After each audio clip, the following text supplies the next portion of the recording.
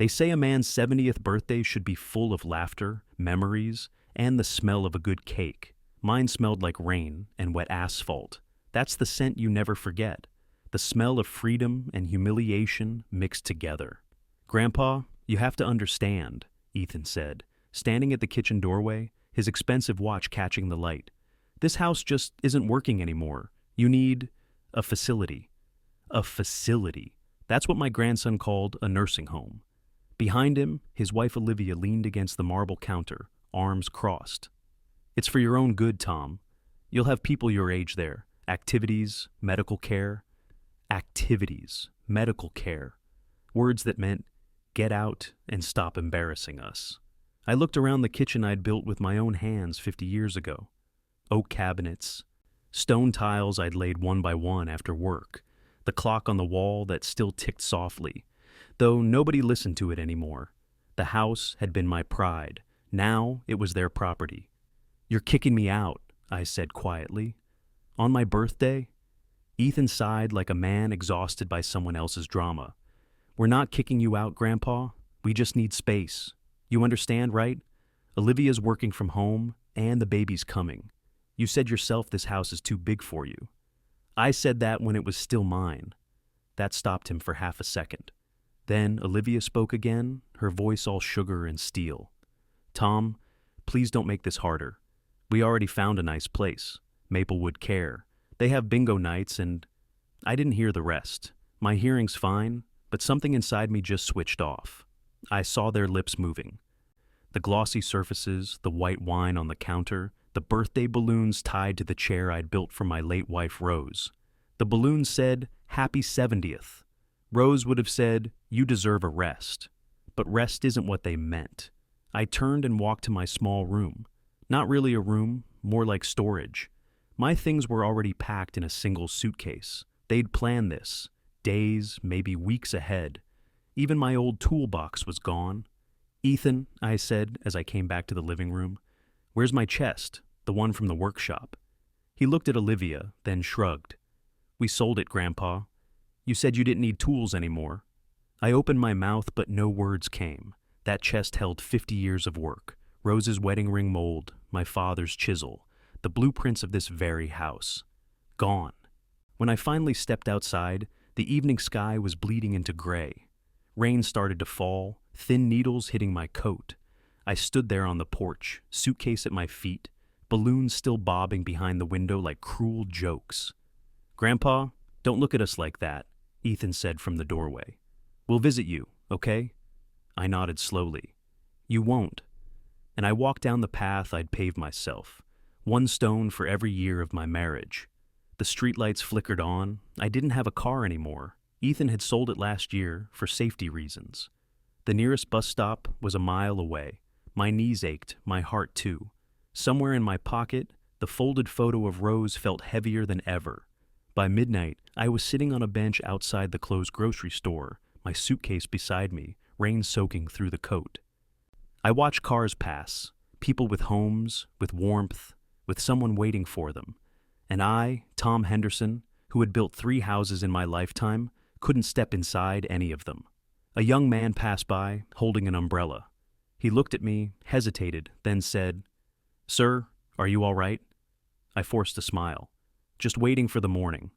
He nodded, unsure, and walked on. I envied him, not his youth, but his certainty that tomorrow would be ordinary. The cold crawled into my bones, and I thought of Rose again. Her voice, her laughter, the way she'd warm my hands after long winter shifts. "Don't let them break your spirit, Tom," she used to say. "You're stubborn enough to outlive their cruelty." Maybe she was right. By dawn, I was in the park near the river. The bench there had a plaque, "In loving memory of Thomas and Rose Henderson, donated by family." I laughed out loud, my name carved in brass right above where I now slept like a stray dog. I stayed there for 3 days, ate from vending machines, washed in the public restroom, watched the pigeons fight over crumbs. The world moved on without me. News, traffic, life, and still I sat there, invisible. Until the 4th morning when I saw Ethan's car drive by. They didn't see me. Or maybe they did and pretended not to. In the back seat, The baby seat was already installed. The house was theirs now. My name was still on the mailbox, for now. Something inside me snapped then, not with rage but with clarity. They thought I was finished, a broken old man, but they'd forgotten one small thing. I built that house.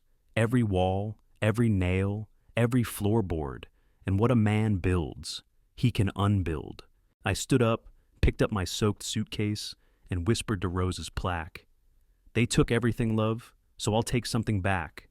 The wind carried my words away, but my resolve stayed. I walked away from the bench, from the park, from pity. I wasn't just a homeless old man anymore. I was a man with a plan, and my family, my former family, was about to learn that even at 70, you should never underestimate a carpenter who still remembers where every beam, every secret, and every weakness lies in the house you now call yours. Because when you throw a man out into the rain, you shouldn't be surprised when he learns to make a storm. The first week on the street teaches you things no family ever could. How to sleep sitting up so your back doesn't lock. How to make a cup of coffee stretch through an entire morning. How invisible an old man can become in a world rushing to be somewhere else. I wasn't proud. I wasn't angry anymore either. Anger burns fast, and I needed something slower. Something that lasts long enough to build with. Revenge, when done right, is like carpentry. You measure twice. Cut once. My first stop was the library, warm, quiet, and filled with computers. I hadn't touched one in years, but I remembered enough to find the county property records. I typed the address of my old house, the one where Ethan and Olivia were now hanging their nursery curtains. The screen showed my name, still on the deed, but the transfer request was pending. They'd filed to take full ownership as caretakers, under a clause I'd signed a year earlier when Ethan said it was for insurance purposes. Clever, cruel, legal. They had 14 days until it became official. 14 days until I didn't exist on paper. That gave me time.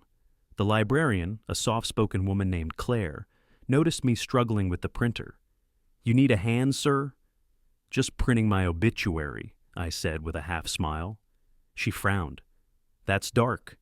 "Not dead yet," I added. "Just practicing." She laughed despite herself, and that's how it started. Claire had a brother who ran a community workshop by the docks. She said they let veterans and old tradesmen use the space for free if they taught kids. You could show them woodworking. We don't get many people who know how to use their hands anymore. That night, I slept in the back of the workshop, surrounded by the smell of sawdust and oil. It felt like home. My fingers remembered the rhythm of the plane, the weight of the hammer, the song of the blade against pine.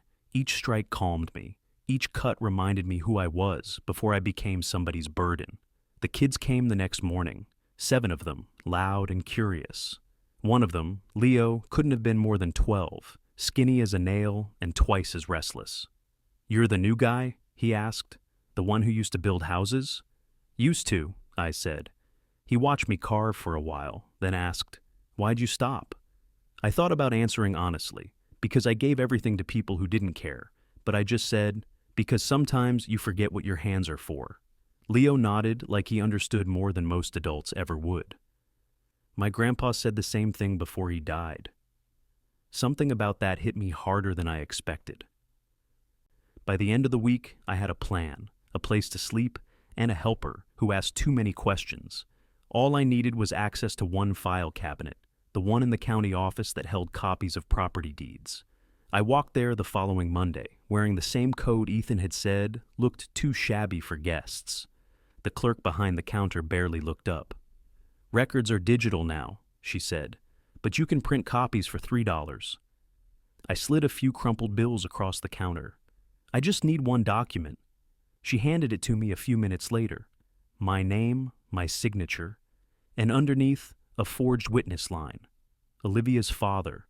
A man I'd met twice in my life. He'd notarized a lie. That was the crack I needed. I took the paper back to the workshop, laid it flat on the table, and stared at it.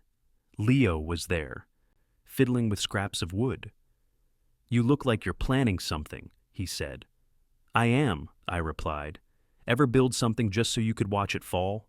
He grinned. "All the time." That night, I called an old friend, Marcus, a retired lawyer who used to drink coffee with me every morning back when Rose was alive. He answered on the second ring. Tom? Jesus, I thought you were dead. Almost, I said. You still know a thing or two about property law? He chuckled. I know enough to keep people honest. What did you do this time? I didn't. My family did. By the time I finished explaining, he was silent. Then he said, Bring me that deed tomorrow. And Tom? Yeah?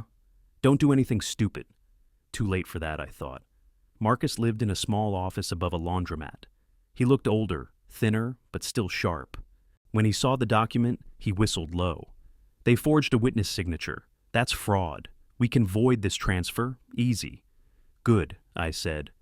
But that's not all you want, is it? I shook my head. They want me gone. Fine. But I want them to see what gone looks like. He leaned back, studying me. You're planning something poetic, aren't you? More like architectural. Marcus laughed softly. Just don't end up in jail. I'll stall the paperwork, buy you some time. Time, that's all I needed. The next day I returned to the workshop early. Leo was already there, sanding a small boat model. Can I help with your project? He asked. You already are, I said. You know computers? He shrugged. A bit.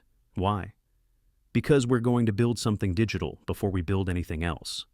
Together, we created a website. Nothing fancy. Just a simple page titled Henderson Heritage Homes, the original craftsman of Willow Creek, photos of my old projects, testimonials from neighbors, and a small notice at the bottom, for sale, one historic property built by Thomas Henderson himself. Leo frowned. You're selling your house? Not exactly, I said. I'm just letting people know it's available, for the right price. But isn't it already yours? For now. Within 2 days, the inbox filled with inquiries. Real estate investors, local journalists, even a historic preservation group. The photos showed the craftsmanship, the handmade beams, the carved stair rails, the built-in furniture. People saw beauty, value, legacy. By Friday, there were 3 serious offers. All cash, all higher than Ethan could ever afford. I didn't respond to any of them yet. I just printed the emails and tucked them into my coat, proof of interest, proof of what my ungrateful family had thrown away. That night, I stood by the river again, watching the city lights shimmer on the water. For the first time since that rainy birthday, I didn't feel homeless. I felt dangerous. They'd taken my comfort, my tools, my pride, but I still had my mind. And a good plan needs a patient builder. Next week, the papers would be delayed. The house would still be legally mine. And Ethan and Olivia, they'd soon get a visit from someone who wanted to buy their home. They'd smile, thinking they were rich. They'd brag about renovations they never made. And when the truth came out, when the deed was revoked and the buyer realized I was the true owner, their perfect little life would start to crumble. One nail at a time, and I'd be there, watching quietly, like an old carpenter measuring the collapse of something that was never built to last. You can always tell when a house knows it's dying. The air gets still, like it's holding its breath. The wood creaks differently, not from age, but from fear. My house, their house now, had that sound the morning I went back. It was a bright Saturday, the kind of morning Rose would have called laundry weather. The air smelled like cut grass and new beginnings. I stood across the street in an old coat, my suitcase at my feet, watching Ethan's shiny SUV glint in the driveway. They'd painted the porch white, my porch, covered the oak railing with plastic planters, painted over my initials carved into the post, T+SR 1978. The cheap white paint couldn't hide it completely, though. Under the new layer, the old truth still pushed through. Just like me. I didn't go up yet. I waited, watched, counted. At exactly 10:12, the door opened and a woman in a navy blazer stepped out, holding a clipboard. I smiled, right on schedule. The realtor I'd contacted was punctual. I'd told her the owners wanted to sell quietly, no public listings yet. Come by Saturday morning, I'd said in the email. The Hendersons will be home. And here she was, shaking Ethan's hand, while Olivia stood behind him, confused and trying to smile. I couldn't hear their conversation, but I didn't need to. I could read every word on Ethan's face. Shock, confusion, denial, Perfect. I stayed far enough not to be noticed, but close enough to see their body language turn from polite to panicked. Olivia grabbed the realtor's arm. Ethan rushed back inside. Probably looking for the deed, the one that Marcus had already frozen. By the time they came out again, the realtor was gone. Olivia's face was red, Ethan's jaw tight. They looked like two kids caught cheating on a test they thought no one graded anymore. I turned away before they could see me. Back at the workshop, Leo was sanding a new project. "You were gone early," he said. "Did it work?" I smiled. "The first nail's in."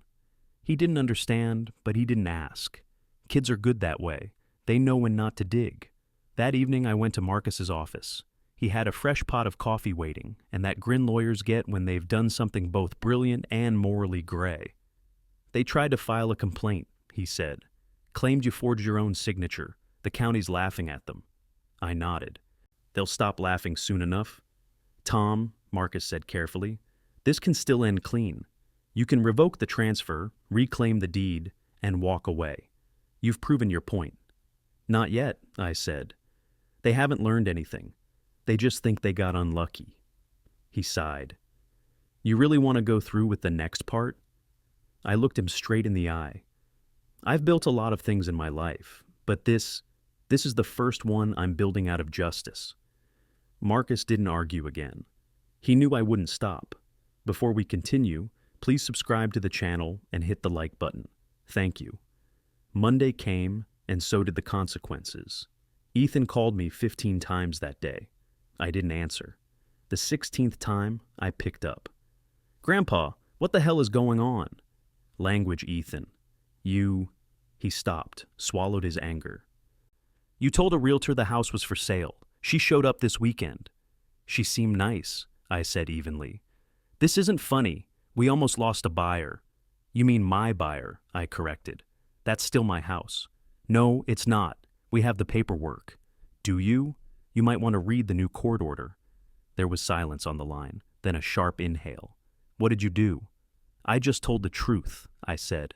"You forged a witness signature. That's fraud." The county agreed. "You're insane," he whispered. "You're ruining everything." I almost laughed. "You already did that, son. I'm just cleaning up the debris." He hung up. That night, I walked past the house again. The curtains were open. I saw Olivia pacing, phone in hand, Ethan sitting at the table, head in his hands. And for the first time since that rainy birthday, I didn't feel small. I felt like gravity again. They had taken everything from me, my room, my tools, my pride. But what they didn't understand was that guilt is the most expensive mortgage there is. Once it starts, you never stop paying interest. I didn't destroy anything. I just removed the lies holding up their roof. 2 days later, I got a call from the local paper. "Mr. Henderson, this is Claire from the Willow Creek Chronicle. We heard about your property. The original craftsman taking back his home. It's a powerful story. Mind if we feature you?" I hesitated. I hadn't planned on fame. I just wanted balance. But sometimes, light helps people see what you couldn't say out loud. "Sure," I said. "Tell them the truth, all of it." When the article came out, it spread faster than I expected. Elderly carpenter reclaims family home. After fraud attempt, neighbors I hadn't seen in years stopped me on the street. Old clients called. The community workshop got donations. Even Leo's mother brought me a home-cooked meal. Ethan and Olivia, meanwhile, became the talk of town, the couple who tried to steal from their own grandfather. No one cared about their explanations. People know when a story smells of rot. That week, I received 3 official offers for the property, each higher than the last. I could have sold it for millions, but I didn't want the money. I wanted peace, and maybe a little poetry. So, I called Leo to the workshop. "Remember how you said your mom's been struggling to find a place?" He nodded cautiously. "Yeah, our landlord's selling the building." I handed him a folded envelope. "Tell her she doesn't have to worry anymore." He opened it slowly, eyes wide as he read. "What is this?" "The deed," I said. "To my house." He froze. "You're giving it to us?" "You're not just getting a house. You're inheriting something that matters. Every board, every nail was built with love. It should have a family who knows what that word means." Leo didn't say anything for a long time. Then he hugged me, awkwardly like kids do when they're not sure if it's allowed. That night, I slept better than I had in years. A week later, I went back one last time. The sold sign was up. Ethan and Olivia were loading boxes into their SUV. They saw me from across the yard. Olivia looked away. Ethan didn't. He walked toward me slowly, hands in his pockets. "You won," he said. "No," I replied. I remembered who I was. "You could have just told us you were angry." "I did. You called it complaining." He swallowed hard. "Where will you go now?" "Anywhere I want." He nodded, eyes wet but unashamed. "I'm sorry, Grandpa." "Maybe one day you will be," I said quietly. "When you build something of your own and watch someone you love paint over it." I turned to leave, but before I did, I looked back at the house, the place that had seen everything. For a moment, I swear I heard Rose's laugh in the wind. She would have been proud, not because I got revenge, but because I finally stood up for myself. When I reached the end of the street, Leo and his mother pulled up, waving through the car window. Their new home, my old one. The circle closed neatly. People think revenge is about hurting someone. It isn't. It's about making the world remember what's right. And as I walked toward the setting sun, suitcase in hand, I realized something simple and true. You can lose your home, your family, your pride, but if you keep your integrity, you can build it all again, stronger than before. It's strange how quiet life gets when you finally stop being angry. After the sale, after the last signatures, I expected to feel triumphant, but mostly I just felt empty.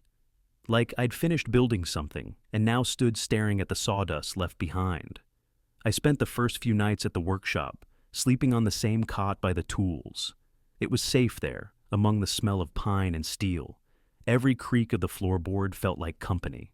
The kids still came by every afternoon, Leo especially, always asking questions, always watching my hands. "Are you happy now?" he asked one day, sanding a piece of maple. I thought about that. Happy's a big word, kid. Let's just say I'm finished being miserable. He nodded like that made sense, though it probably shouldn't have for someone his age. The story of what happened to me had spread far beyond our little town. People called it justice. Local news crews had shown up at the workshop, shoving microphones in my face. Elderly carpenter outsmarts greedy family. They loved that headline. But the truth was quieter. Revenge isn't fire and brimstone.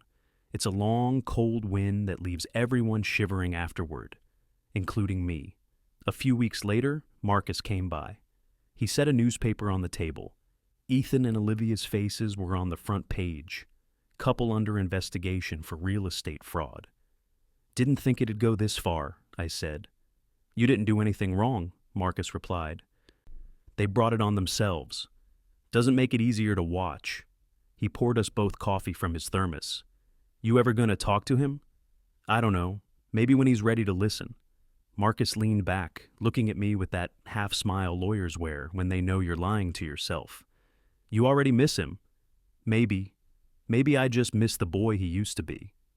That night, I walked by the river again. The bench still had my name on it. Thomas and Rose Henderson. I sat there a long while, thinking about what Rose would say. Probably something like, "You always take the hard way, Tom." She'd be right. I pulled out my old flip phone, the one Marcus insisted I keep. One message blinked on the screen. Unknown number. "Grandpa, it's Ethan. I need to see you." "Please." I stared at it until the screen dimmed. Then I texted back, "Tomorrow, workshop, noon." He arrived early, always did, even as a kid. When he stepped inside, he looked smaller somehow. Or maybe it was the guilt hanging off him like wet clothes. "Place smells the same," he said softly. "Sawdust and coffee." "Some things don't change," I replied, handing him a mug. He took it, sat on the stool across from me, and for a while we just listened to the tools humming in the background. "Olivia's gone," he said finally. "She moved back with her parents, said she couldn't handle the embarrassment." I said nothing. "They froze our accounts. We might lose everything." "Then you'll know how I felt," I said quietly. His shoulders slumped. I deserved that. I studied him. The same eyes as his mother, the same stubborn chin as mine. "You know, Ethan, when you threw me out..." I thought I hated you. But it wasn't hate, it was heartbreak. You can't hate someone you built your life around. He nodded, eyes glistening. I was scared, Grandpa. Olivia kept saying we couldn't afford the mortgage if you stayed. She said the baby needed space. I just listened to her. And stopped listening to your conscience. He rubbed his face. I don't know how to fix this. You start by admitting what you did, not just to me, to yourself. He looked around the workshop, at the half-finished cabinets, the tools lined up neatly. You really gave the house away? I did. To strangers? To people who needed it. A boy who reminds me of you before you got so afraid of the world. He was quiet for a while. That's fair? No, I said. It's not about fair. It's about ending the cycle. I spent 70 years building things for others, hoping they'd see the value. Turns out, sometimes you have to let go of the rotten wood before anything new can grow. He swallowed hard. Do you hate me? I don't have enough years left to waste them on hate. We sat in silence again, the air thick with everything we weren't saying. Finally, he stood. Can I come back? Help around here? I looked at him, really looked, and saw not the selfish man who'd thrown me out, but a scared kid trying to climb out of his own mistakes. Come on Tuesdays, I said. The kids could use another pair of hands. He smiled for the first time in months. You mean that? Don't make me regret it.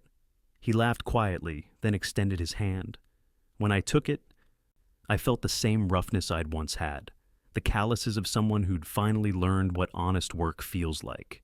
After he left, I stood there for a long time, staring at the door. Maybe forgiveness was another kind of construction, something built slowly, carefully, one truth at a time. The following weeks brought small miracles. Ethan showed up every Tuesday like he promised. He fixed things, taught the kids simple repairs, even brought snacks. Leo adored him, said he was the funny guy who knows nothing about hammers. Sometimes I'd catch Ethan looking at the empty lot where my old house had been, now filled with laughter, paint, and life again. And though it still hurt, I knew I'd done right. One afternoon, he came to me, hands dusty, face tired but lighter. Grandpa, I got a new job, construction firm downtown. They said my references checked out. Who'd you put as a reference? I asked. You, he said, smiling sheepishly. I chuckled. Bold move. Was I wrong? No, I said. You finally made a right cut. That night, as the workshop emptied and the sun dipped low, I sat alone at my bench, running my hand along the grain of an unfinished table. It was rough, but strong. Like me, like the life I'd built after losing everything. Maybe revenge had been the spark I needed to find purpose again. But it wasn't what kept the fire going. What kept it burning was something simpler, purer, the chance to build again, not out of anger, but out of love. Some people spend their last years waiting to die. I spent mine learning how to live again. And in that dusty little workshop, surrounded by laughter, sawdust, and second chances, I finally understood what Rose meant when she said, "You can't teach gratitude, but you can show it." I had shown it, in my own stubborn, imperfect way.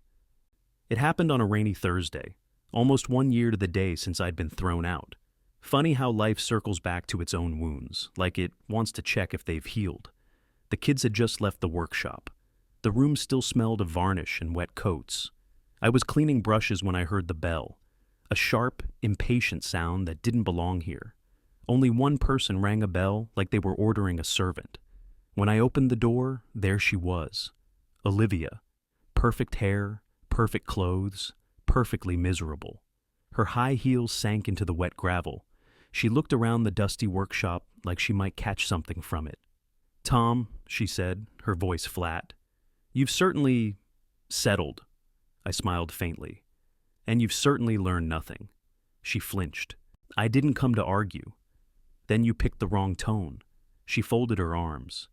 "Ethan told me you forgave him, that you're working together again." "We are." Her jaw tightened. "Then maybe you can help him forgive me." I leaned against the doorframe, crossing my arms. "You mean after you helped throw me out on my birthday? After you lied to the bank? After you called me a liability?" Her lips pressed into a line.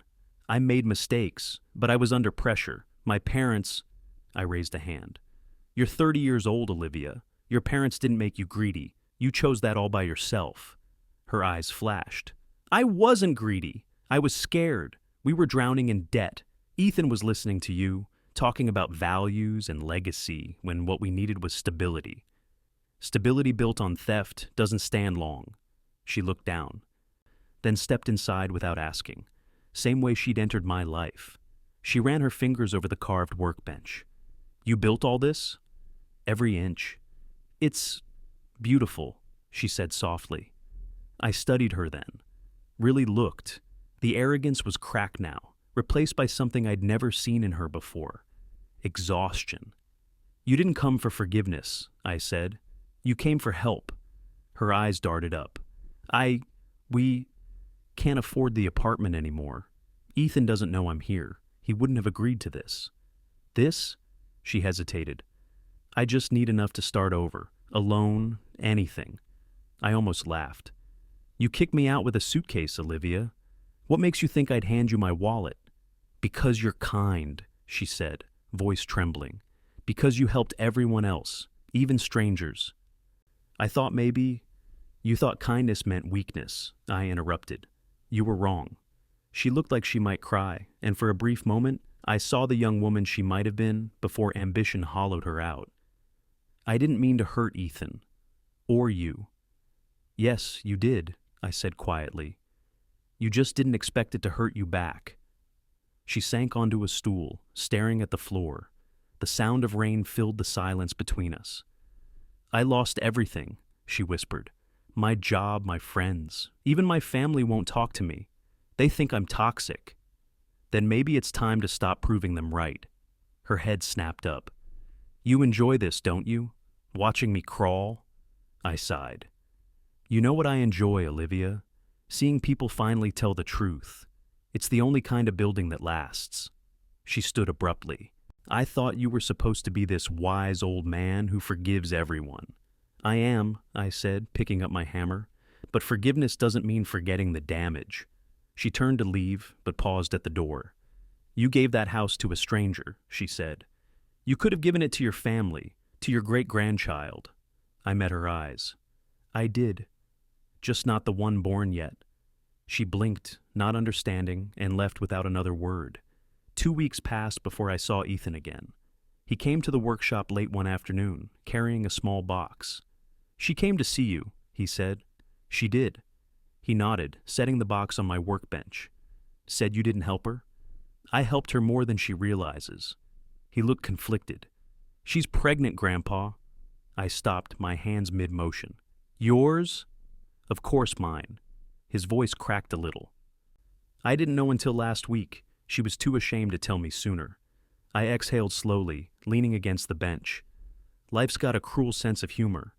"I want to do right this time," he said. "No lies, no shortcuts. I'll work 2 jobs if I have to." "Then you've already learned more than I could teach you." He opened the box he'd brought. Inside was a tiny carved horse, one of the toys I used to make for him when he was little. "You remember this?" "Of course." He smiled faintly.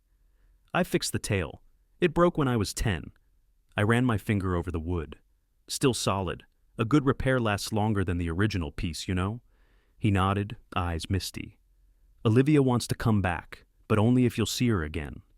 I thought of her standing in the rain, trembling and proud and lost. "I'll see her," I said finally. "But not as family, as a student." "A student?" "Everyone gets a second chance. Doesn't mean they skip the work." The next day she came. No makeup, no heels, just a raincoat and tired eyes. I handed her sandpaper. "Start with this." She frowned. "What do you want me to do?" "Sand the edges, smooth the rough parts. The wood's good underneath, just covered in bad choices." She looked at me, realizing it wasn't about the wood. "You really think I can change?" I shrugged. "Wood doesn't choose what it becomes. People do." For hours we worked in silence. She sanded until her hands turned red.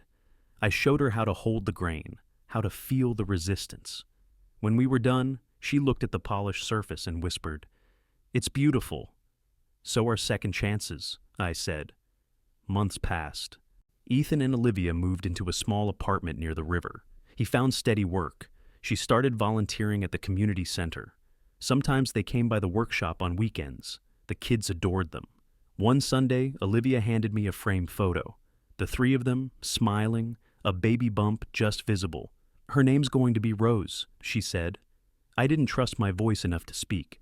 "Before we continue, please subscribe to the channel and hit the like button. Thank you." That night, after everyone left, I sat alone in the quiet workshop, the moonlight spilling across the benches. My hands ached, but my heart didn't. I'd started this year as a broken old man with nothing. I'd ended it as a builder again, of wood, of people, of second chances. Maybe revenge had been my hammer, but forgiveness, that was the blueprint that finished the job.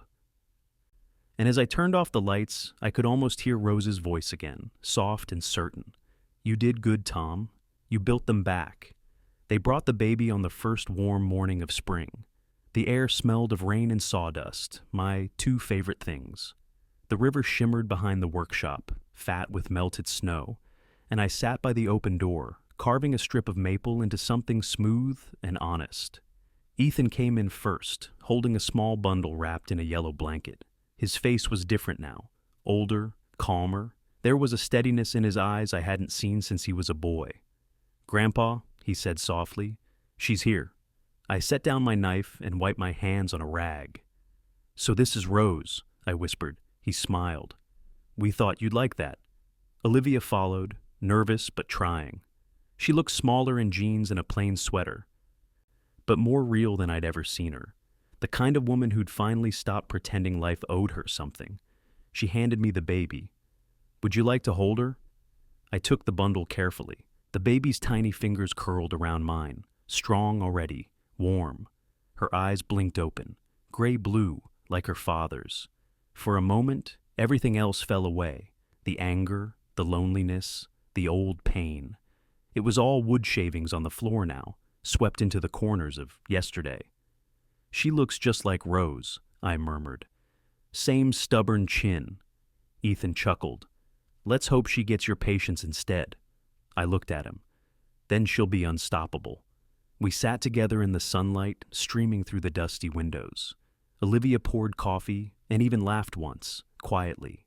The kind of laugh you give when you know you don't deserve peace, but you're learning to accept it anyway. "Ethan says you're teaching kids to build furniture," she said. "Trying," I replied. "Mostly teaching them not to give up halfway through a project." She smiled. "That's a good lesson." I looked at her for a long time. "You've changed." "I had to," she said. "I was losing everything that mattered." She glanced at Ethan, then at the baby. "We're paying back the workshop loan. Slowly, but we'll get there." "You already have," I said. "You're paying it back by showing up." Her eyes filled, but she didn't cry. She'd learned to hold herself steady, like good wood under pressure.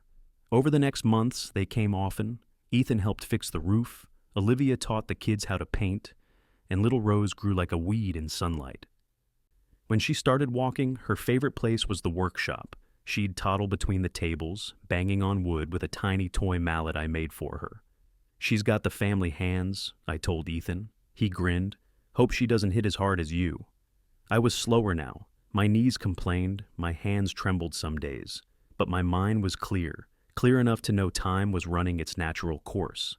So I started one last project. It was a dining table, simple but strong, built from reclaimed oak boards that had once been the floor of my old house. Each plank carried a scar, a knot, a memory. I planed them smooth, one by one, until they gleamed with a soft golden light. When Ethan saw it half finished, he asked, "Who's it for?" "For whoever stays," I said. "Every family needs a place to gather." "This one's seen enough tearing apart." He didn't ask more. He just helped. We worked side by side for 3 weeks. I taught him how to fit dovetail joints, how to listen for the song and the grain. He listened better now. Really listened. Some nights we worked until the lamps burned low, just 2 silhouettes against the hum of memory. On the final day, I carved a line under the tabletop.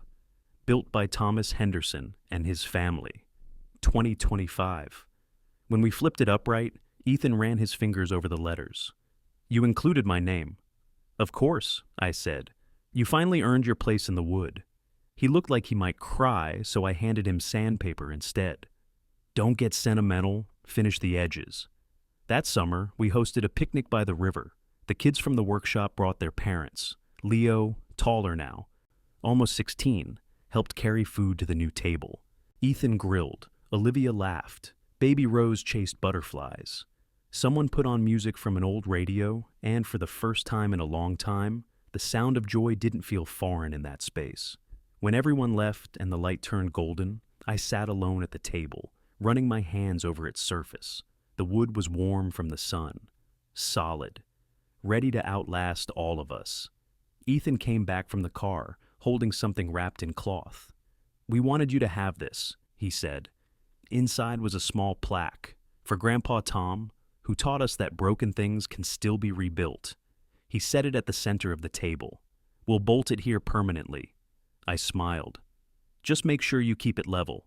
He nodded, but his eyes said everything else. Gratitude, regret, love. "Go on," I told him. "Your family's waiting."